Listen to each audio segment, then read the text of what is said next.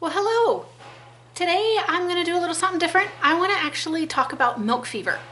If you were thinking about having a dairy cow or you have a dairy cow, milk fever is definitely something that you're going to want to familiarize yourself with.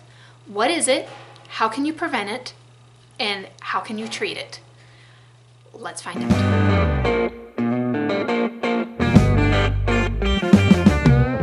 For those of you who don't know me, my name's Cece. My husband Kirk and I homestead in the big beautiful state of Montana. I got a fire going behind me.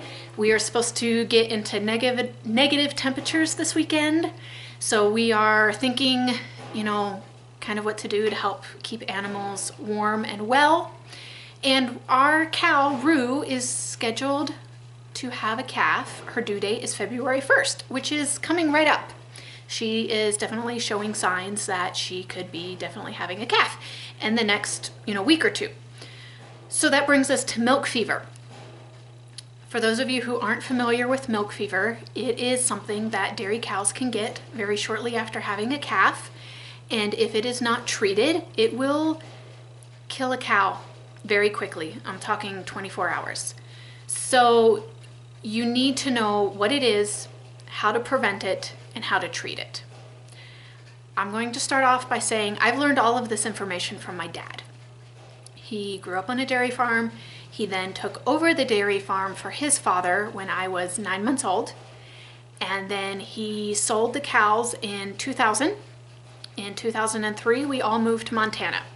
So even though that's been almost 25 years ago that he got out of the dairy business, he grew up around it. He did it for a lot of years himself. So whenever we have a dairy question, it's always, hey Dad, what do we do here? Hey Dad, how do we do this? Hey Dad, what's wrong here?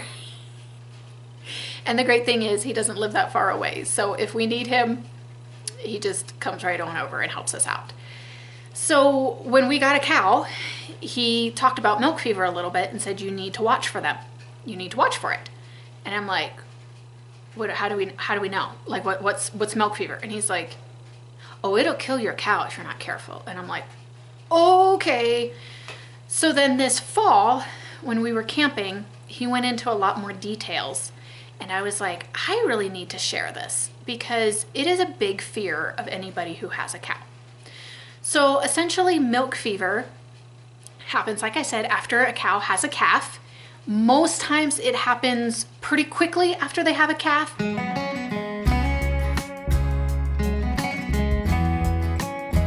And basically their body cannot make enough calcium fast enough.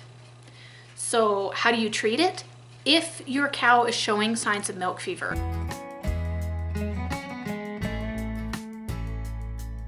you need to get calcium into them ASAP. Now, I do not remember the amounts of calcium, but it's pretty much classified as a bottle, and you give it to them via IV. And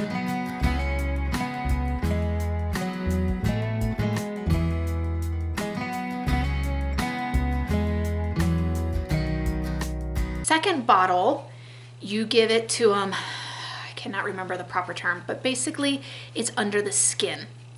And you just do that in multiple different places because it will kind of well up and kind of make a bubble. And so when it kind of wells up, then you stop and you go find another place and give it till it kind of bubbles up. And that allows the body to absorb the calcium slower as it is needed.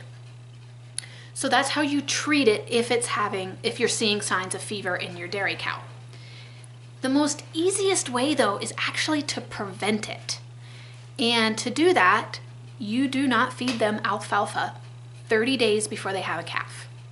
Most times we dry a cow off about 60 days before they have a calf, meaning their milk production just slowly starts to wean off till they're giving maybe a gallon once a day. And then we quit milking them and they essentially dry up for 60 days, 30 to 60 days before they have a calf. Does everybody do it? No. Do you have to dry a cow up before they have a calf? No. But overall, it's more healthier for the cow, more healthier for the calf to give them that last 4 to 8 weeks before the calf is born to let the mom put all the energy into growing that calf for those last month or two. So Normally, once we dry a cow up, we do not let her have alfalfa. Now, because our cows ended up drying off longer than the 60 days, in fact, we have one that is going to be dried for about 5 months. He said the most critical is 30 days before they have a calf. Do not let them have alfalfa. Why? Because alfalfa has a high calcium concentrate in it. And what ends up happening is their body recognizes, I don't need to make calcium because I'm getting it from the hay. But the moment they have that calf and their milk starts to come in, their body needs to make an abundant amount of calcium. And if their body has not been making calcium, it starts up too slow. And they cannot get enough in through their feed, and their body is too slow at producing it. It puts them down. And so you just don't feed them alfalfa, so they have no calcium through their diet, so their body has to maintain that production, and it's staying in rhythm. It's not going to sleep, so to speak. That is, hands down, the easiest and probably the most effective way of preventing milk fever. Don't let them have calcium through their diet. Now, my dad claims that there are certain feeds and certain supplements that they will swear that if you feed this to the cow, you can feed them alfalfa and they won't get milk fever. He said, I've never had success with that. He said, I've tried it and my cows got milk fever. So he said, hands down, I do not feed them alfalfa. And it works.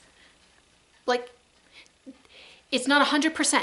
There are still times your cow can still get milk fever, even if you don't have calcium in their diet those 30 days. But it's a much, much higher success rate. We've been doing it now. We've had a dairy cow since 2020, so we're going on close to 5 years of having a dairy cow. And sometimes we've owned multiple ones. And so far, we have not had to deal with milk fever. And that is because I contribute to not giving them calcium in their diet. Some people will give them a shot of calcium the moment the calf is born. I don't know the statistics on that, but I also know that's probably, you have to be a little careful doing that. I definitely would not recommend doing it IV. I would just probably do it under the skin and allow their body to absorb it if it is needed. If you treat them quick enough, at first signs of fever, a lot of times they will pull out of it. It is not a guaranteed thing. They can still end up going downhill and you still lose the cow even though you've given them adequate calcium. It is one of those things that if you have a dairy cow, you need to be prepared for milk fever. And if it happens, it is not a good day. It is not a good day. And like I said, it will take a cow down in 24 hours. So most times, once we're a week out, we're like, we're good. We're good to go. Most times, once that 48 hours pass, we feel pretty good about it. But there has been times that milk fever has hit later on. But the majority of the time, it will hit within hours of giving birth, and you need to act very, very quickly. So, hope that helps. Hope that's just a simple little thing that you can do, because it was like, whoa, that's so simple to prevent it. Is it a guaranteed? No, but it will definitely lower your chances of your cow getting milk fever. So, next week, Kirk and I are heading on a little getaway, a little vacation, and we hope to take you along, showing you how to prepare your homestead for when you are going on vacation. And because our cow is due to have a calf, she may very well have the calf while we are gone. So we need to do a little extra work for the family member who is going to be coming down and checking on her. So next week we are going to be deep cleaning the milking room, going to make sure all the grain is stocked, make sure there's hay stocked, make sure there's, food ready to go for the other critters that we have. So that's what's happening next week, and hope you tune in for that one. Until then, have a great one.